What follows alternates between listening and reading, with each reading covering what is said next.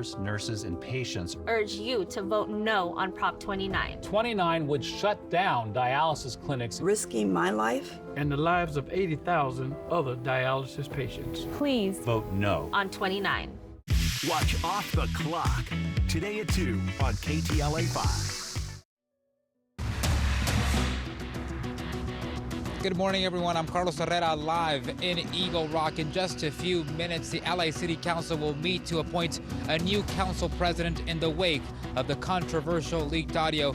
Meantime, protests continue to demand both council members Kevin De Leon and Gil Cedillo to step down.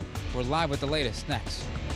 Good morning. I'm Lena Bovian in for Frank Buckley. The new program that opens the door for millions of Americans to reduce their student debt is officially up and running today. We'll tell you how to apply just ahead. Good morning. I'm Erin Myers live here in Agora Hills. A wildlife crossing is under construction, but now the public will get a better idea of what it's going to look like through augmented reality. All the details in a live report. Good morning, I'm Jessica Holmes. If you're afraid of rats, we have a story that could make you cringe. We'll explain.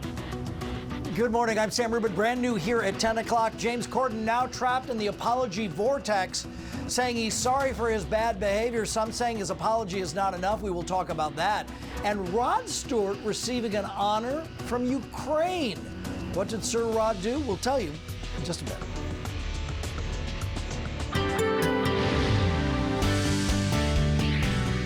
10 o'clock straight up, and the weather warming up. Clear skies everywhere. We're getting the clear skies from all the shots outdoors, and you can expect to have some very hot temperatures for today and also tomorrow. 80 coastal, downtown 87, 92 for the San Fernando Valley.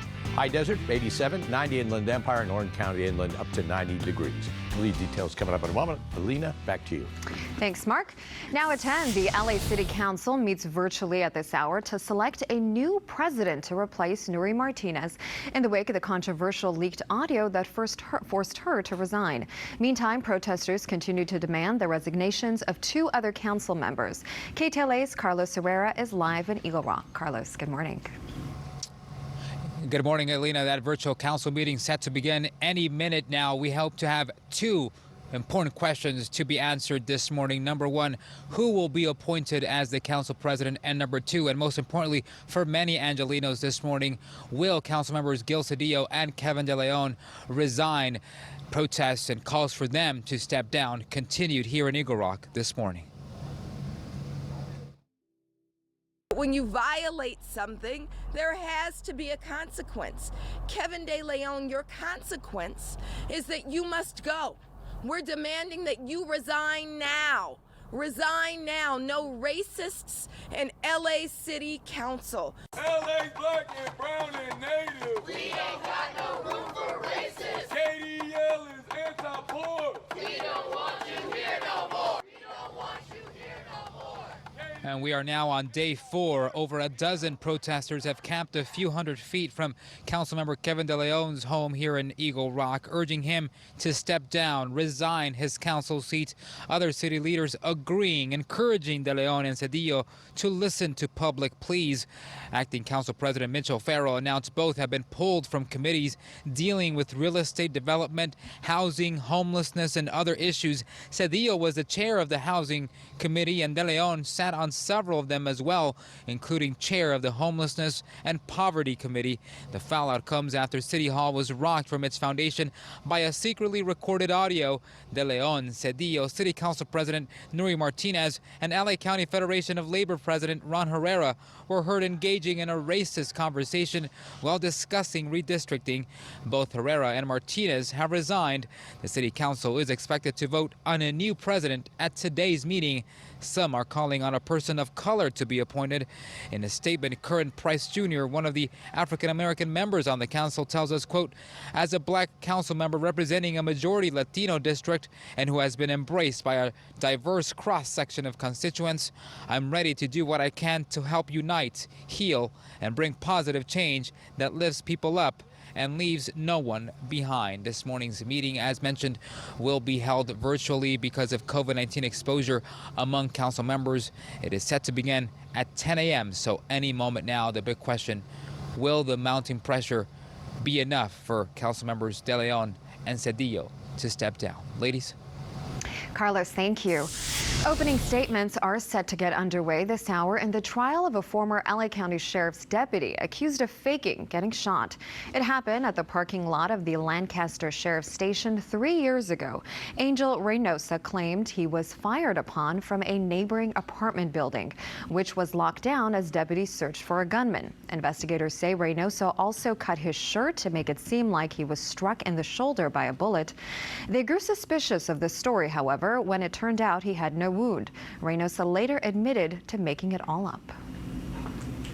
Now an update to a story we first brought you yesterday. A homeless man is facing murder charges after allegedly stabbing multiple people in Long Beach yesterday morning.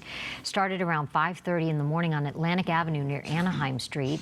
That's where a woman was found suffering from multiple stab wounds to her upper body. The victim was transported to a local hospital where she later died. Police then responded to 2 additional scenes after 3 people were attacked in other areas of Long Beach. The suspect was arrested near the scene. He's been identified as 21-year-old Johan Sharp of Long Beach.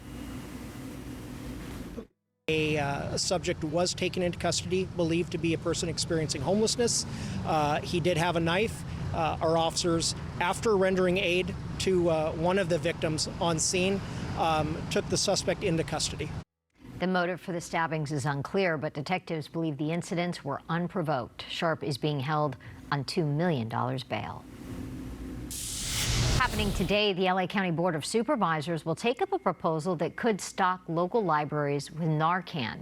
The proposal was introduced by Supervisor Janice Hahn. It would also explore making libraries official distribution sites for Narcan kits for residents to pick up.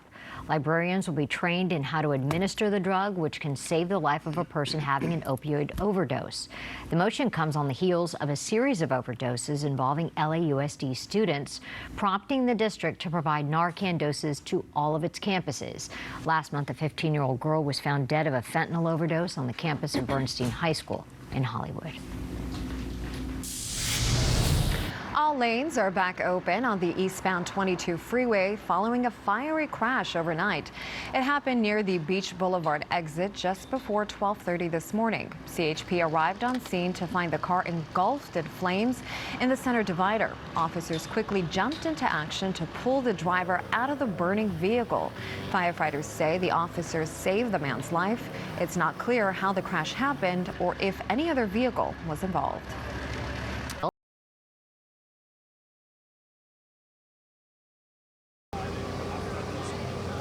Hi, YouTube. This augmented reality experience is now up and running and will give the public a better idea of what this crossing is going to look like and what it will do. We'll go ahead and get into some video and show you what it looks like. Now, this experience is a collaboration between the Annenberg Foundation, Snapchat, and In Situ, and will let people see the crossing in real scale and will provide more information about the project. You can view everything on Snapchat or the In Situ app.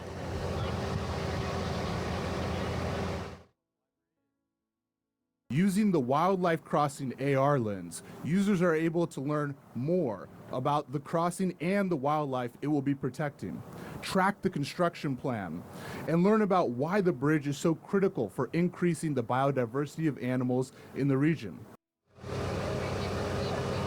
The crossing will provide safe passage for wildlife and broke ground back in April. It will be 200 feet long and 165 feet wide and will stretch over 10 lanes up the 101 freeway near the Liberty Canyon Road exit.